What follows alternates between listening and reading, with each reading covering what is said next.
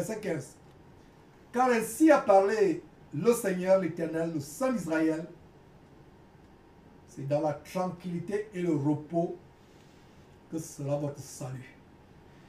C'est dans le calme et la confiance que sera votre force. Mais vous ne l'avez pas voulu. Mais vous ne l'avez pas voulu. Ce verset 15 s'adresse aux chrétiens qui manquent de foi, qui passent le temps à gesticuler, à se plaindre matin, midi, soir, qui passent le temps à gémir, à se plaindre. Mais que dit la parole de Dieu? L'Éternel nous donne une grande révélation ici. C'est quand tu es tranquille, même face à l'adversité, face au problème le plus grave, quand tu gardes la tranquillité, tu es tranquille et tu maintiens ton intelligence et ton corps dans le repos, tu es calme et confiant, voilà ta délivrance. J'aimerais que vous encadrez ce verset 15, Isaïe chapitre 30, verset 15, que vous n'oubliez jamais ce verset.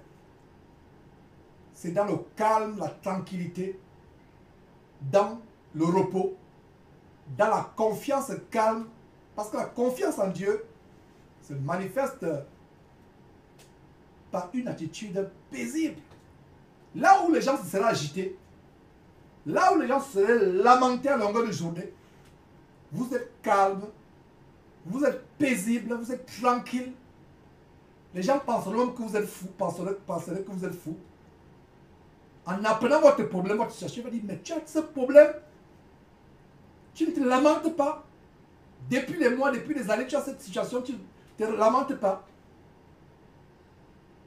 Tu ne fais pas comme nous, qui nous agitons, qui courons à gauche, à droite, pour aller chercher le secours, soit en Égypte, soit chez les marabouts au village. Mais toi, tu as ce grave problème. Tu ne t'es pas suicidé. Tu es calme, tu es paisible, tu es confiant. Tu as la confiance. Voilà là où ça rentre force, mes frères et sœurs. Ce verset est grand. Ce verset est très très grand. Notez ce verset. Puissiez-vous être délivré des agitations. Vous perdez le sommeil à cause de votre problème. Vous perdez l'appétit.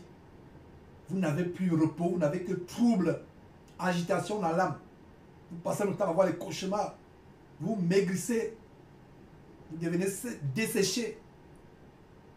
À cause de quoi? À cause du trouble qui est dans votre cœur. Mais que dit l'Éternel Dieu, le Saint d'Israël? Il dit quoi? Mon fils, ma fille, reste tranquille. Fais entrer le repos dans ton cœur. Ne t'agite pas. C'est dans ton calme et dans la confiance que tu mets en moi, moi ton Dieu, que tu seras délivré. Ce sera ta force. Mais au lieu que les gens, les croyants le font, le verset 15 termine en disant, mais vous ne l'avez pas voulu. Et ils veulent au contraire, ils veulent s'agiter. Ils veulent montrer comment ils sont intelligents aux yeux de Dieu. Ils veulent se plaindre. Ils veulent alerter le monde entier. Tu as un problème dans ton foyer. Reste tranquille.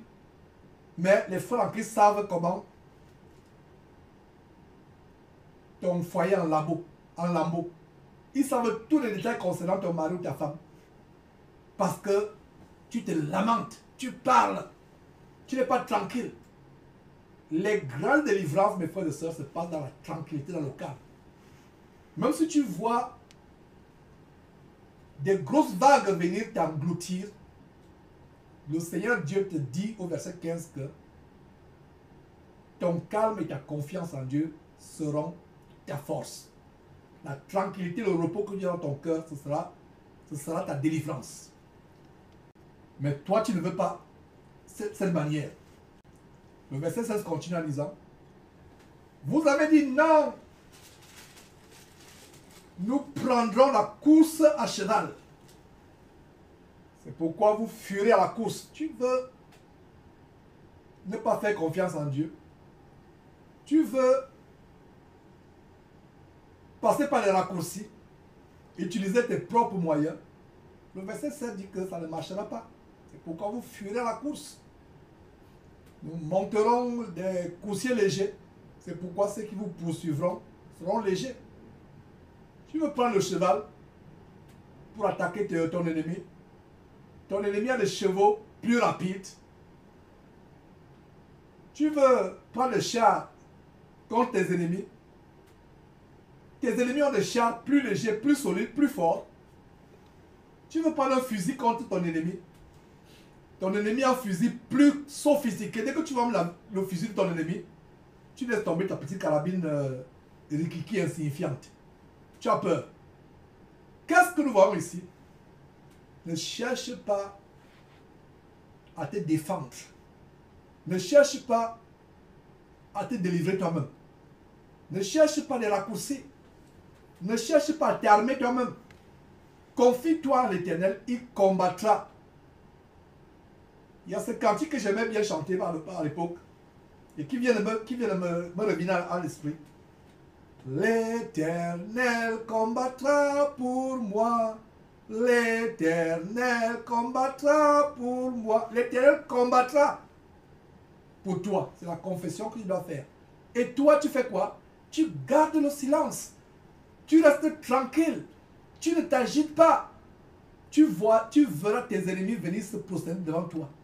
Ils t'ont fait la guerre. Ils ont tellement essayé de te tuer par la sorcellerie. Un jour, ils viendront, ils vont dire que non. Le Dieu que tu sers là, j'aimerais aussi connaître ce Dieu. Parce qu'on a essayé de te tuer. On a tout fait. Bloquer tes études. Bloquer ton travail. Bloquer tes opportunités de promotion dans le boulot. On a tout bloqué. Tu as été patient. Tu étais confié à ton Dieu. On n'a pas réussi. Vous savez pourquoi les Camden Junodor, Kabi Makoso, les Ferdinand et Kane, les Dadi Shekina, les Charles Passo ont le vent en poupe à cause des soi-disant chrétiens rebelles qui veulent aider Dieu. Et quand tu veux les raisonner, ils te disent que Dieu a dit aide-toi et le ciel t'aidera. Et je leur ai dit, mais ce verset n'est pas dans la Bible. Il y a quelqu'un à qui j'ai dit un jour, aide-toi et le ciel t'aidera n'est pas dans la Bible. Il m'a dit, ah bon, ce n'est pas dans la Bible. Toute ma vie, je pensais que c'était dans la Bible. Il me dit, ah bon, tu es sûr? Il dit, ce n'est pas dans la Bible. Donc moi, je pensais qu'il fallait aider Dieu. Dieu ne veut pas que tu l'aides. Quand tu es dans la détresse immense, tu es face à des problèmes qu'aucun homme ne peut résoudre, ne va pas te confier aux faux pasteurs qui se confient eux-mêmes aux marabouts et aux démons. Ne va pas ou directement te confier aux marabouts, aux démons. Confie-toi en Dieu. Ne perds pas courage. Les ennemis t'environnent. Ne va pas prendre les armes pour te défendre. Tu vas prendre une carabine rikiki, il ira prendre une kalachnikov. Tu vas prendre une kalachnikov, il aura prendre une lance-roquette. Dès que tu le vois venir avec la lance-roquette à distance, tu jettes ta kalachnikov, tu fuis. Donc faisons attention. Allez, ne vous confiez pas sur vos chars, sur vos chevaux. N'oubliez pas le verset que je vous ai lu tantôt en Somme chapitre 20, verset 7 et 8. Ceux-ci se confient sur leurs chars, d'autres sur leurs chevaux. Nous nous confions à l'Éternel. Et ils tombent, ils se plient, ils plient. Nous restons fermes, nous restons debout. Verset 17. 1000 fuiront à la menace d'un seul. Et à la menace de 5, vous fuirez. Jusqu'à ce que vous restiez comme un signal au sommet de la montagne, comme un étendard sur la colline. Tu fuiras encore et encore et encore devant tes ennemis, tant que tu ne comprendras pas, mon frère, ma soeur, que ta confiance doit être en Dieu et en Dieu seul, par son Fils Jésus-Christ. Verset 18. Cependant, l'Éternel désire vous faire grâce. Donc, malgré la rébellion, et c'est là où, mes frères et sœurs, on voit le grand cœur d'amour de Dieu, la grande miséricorde de Dieu, dont malheureusement nous abusons. Donc, malgré la rébellion, malgré tout ce que Dieu prononce, le verset 18 montre toute la compassion de Dieu. Cependant, l'Éternel désire vous faire grâce. Et il se lèvera pour vous faire miséricorde, car l'Éternel est un Dieu juste. Heureux tous ceux qui espèrent en lui. Heureux, il n'est pas dit malheureux. Face aux calamités, face aux persécutions, face aux attaques, face à la détresse, ne cherche pas à te venger. Ne cherche pas à utiliser tes propres raccourcis. Beaucoup de personnes, une femme qui demande un mari à Dieu depuis des années, ne pouvant plus attendre, voilà une fausse chrétienne qui la convainc, qui lui dit, moi aussi je suis chrétienne comme toi. Mais cependant, il y a un marabout là-bas. Dieu lui-même a dit, aide-toi et le ciel t'aidera. Alors que c'est Dieu, c'est pas Dieu qui a dit cela. Ce n'est nulle part dans la Bible. Même dans la Bible des homosexuels, la Bible de Satan, même dans le Coran, je pense que ça n'existe pas. Dans aucun verset de la Bible, ça n'existe que Dieu t'aidera si tu t'aides toi-même. Comme la condition pour Dieu de t'aider, c'est que toi tu dois t'aider. Ce n'est nulle part dans la Bible. Alors, mon frère, ma soeur, confie-toi à l'Éternel de tout ton cœur. Crois en lui. Tu seras heureux, heureux mon frère, heureuse ma soeur. Confie-toi en lui. Il va t'exaucer. La Bible dit, heureux tous ceux qui espèrent en l'Éternel. Donc si, à un moment de ta vie, tu as voulu prendre des raccourcis anti-bibliques, tu as voulu faire les choses par toi-même, ne mettant pas Dieu au centre de ta vie, faisant les projets sans associer Dieu, prenant les résolutions sans Dieu, mettant Dieu comme une roue de secours, c'est l'occasion de te repentir. Et si tu te repens, le verset 18 va s'accomplir dans ta vie. Ce verset qui dit quoi? Dieu, l'Éternel Dieu, désire, ma soeur, mon frère, te faire grâce. Et il se lèvera pour te faire miséricorde. Il a promis. Il n'est pas menteur. Les Makos et autres, avec leur père, le diable, c'est les gros menteurs. Notre Dieu n'est pas menteur. S'il a dit qu'il te fera, il se lèvera pour te faire miséricorde, ma soeur, il essuiera tes larmes au moment opportun. Ça peut faire 1 mois, 2 mois, 6 mois, 1 an, 2 ans, 5 ans, même après 10 ans. Il va essuyer tes larmes. Après combien d'années il a essuyé les larmes de Sarah, qui pensait qu'elle devait mourir sans avoir une postérité? Sarah avait près de 100 ans, n'est-ce pas? Donc, tant que tu es vivant, il y a de l'espoir. Crois en Dieu. Si tu vis aujourd'hui, c'est parce que Dieu t'aime. Il y a des gens qui disent que mon frère, Dieu m'a abandonné. Dieu ne m'aime plus. Dieu ne me regarde plus. Dieu t'a abandonné et tu vis du jour. Ça, c'est pas possible. Ceux que Dieu a abandonnés sont couchés dans le séjour des morts. Est-ce que quelqu'un peut crier un grand amen là où il se trouve dans sa maison en train de nous suivre actuellement, en train de dire ces choses? Ne dis plus jamais que Dieu t'a abandonné, mon frère, ma soeur. Dieu t'a abandonné et tu es en train de suivre cet enseignement. Dieu t'abandonne et tu es encore vivant ou vivante. Non. Les gens que Dieu a abandonnés sont dans le séjour des morts. Donc tant que tu vis, ça veut dire que Dieu ne t'a pas abandonné. Amen. Un grand amen. Avec foi, avec courage. Puis ces paroles te redonnent de la force, du courage.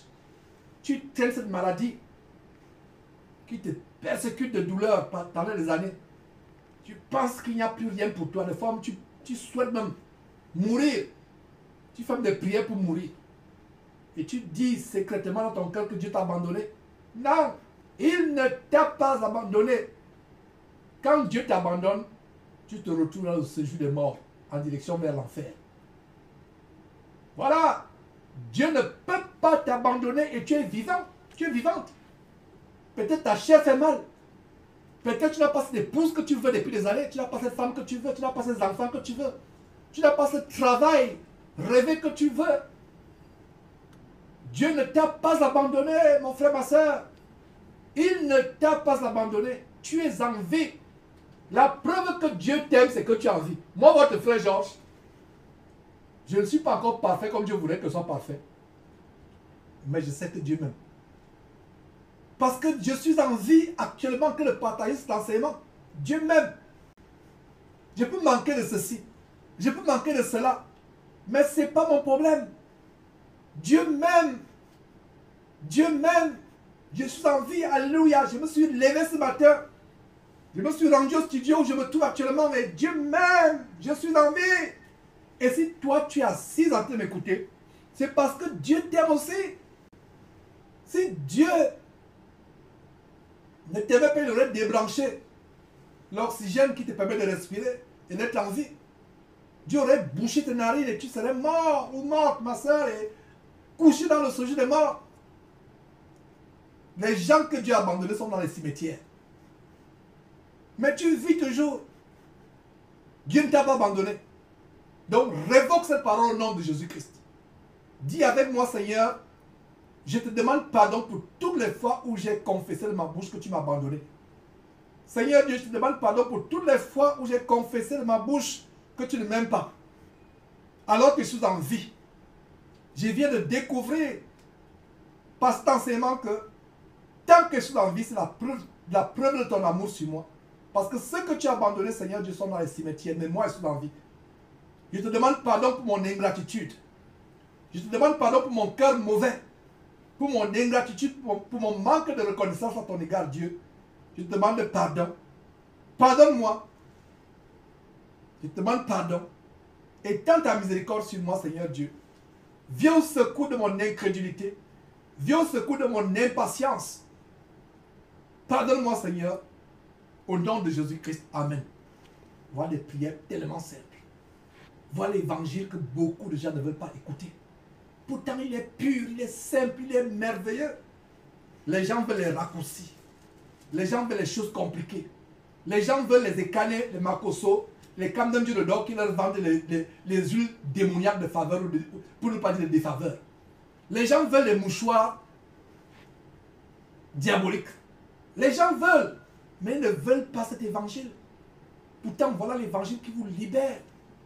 Voilà l'évangile qui apporte la délivrance. Mes frères et sœurs, verset 18 à nouveau, qui nous amène à ouvrir cette grande et très importante parenthèse. Cependant, verset 18, Isaïe chapitre 30, verset 18. Cependant, l'Éternel désire vous faire grâce et il se lèvera. Regardez, Dieu se lève figurativement pour faire quoi? Pour faire miséricorde. Imaginez-vous un roi qui se lève pour te faire une grâce ou pour te faire une faveur. Qui est un roi devant Dieu? Regardez donc comment la Bible dit que le Dieu créateur de tout l'univers, magnificent, infiniment puissant, ce Dieu-là va se lever pour toi, mon frère, pour toi, ma soeur, pour te faire miséricorde. Car l'Éternel est un Dieu comment? Juste. Tu es droit avec Dieu. Il n'aime pas l'injustice. Tu fais ta part, il fait sa part. Et ta part, c'est quoi? Ce n'est pas d'aller prendre les armes, de te protéger. Ta part est simple. Crois seulement. Reste tranquille. Ne gémis pas. Reste dans le repos, dans le calme. Comme on vient de voir au verset 15. Reste tranquille. C'est tout ce qu'il te demande. Reste tranquille. Ne t'agite pas. Fais-lui confiance. Reste calme. Crois en lui. Espère en lui. C'est tout ce qu'il te demande. N'est-ce pas simple? Dieu nous demande des choses simples, on n'arrive pas à faire. Mais quand on va voir le marabout te dit, va couper les ongles ou le poil pubien de ta femme. Tu peux nous apporter ça. Va voler les cilices de ta voisine. Les choses compliquées, vous faites. Le faux pasteur dit, couche avec lui. Tu le fais. Toi, ma soeur. Compliqué. Alors que Dieu dit simplement, ne t'agite pas. Ne pleure pas. Chante des cantiques à mon honneur. Glorifie-moi, loue-moi. Reste tranquille. Ne rends pas le mal par le mal. Reste tranquille. Je suis avec toi. Je vais te faire voir ma grâce, ma miséricorde. Les gens n'aiment pas ce qui est simple. Les gens se détournent de la simplicité à l'égard de l'évangile, pourtant très simple de Christ, pour courir après les choses compliquées.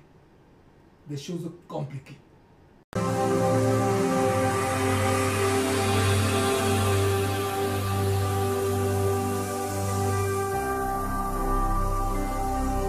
Jésus-Christ TV,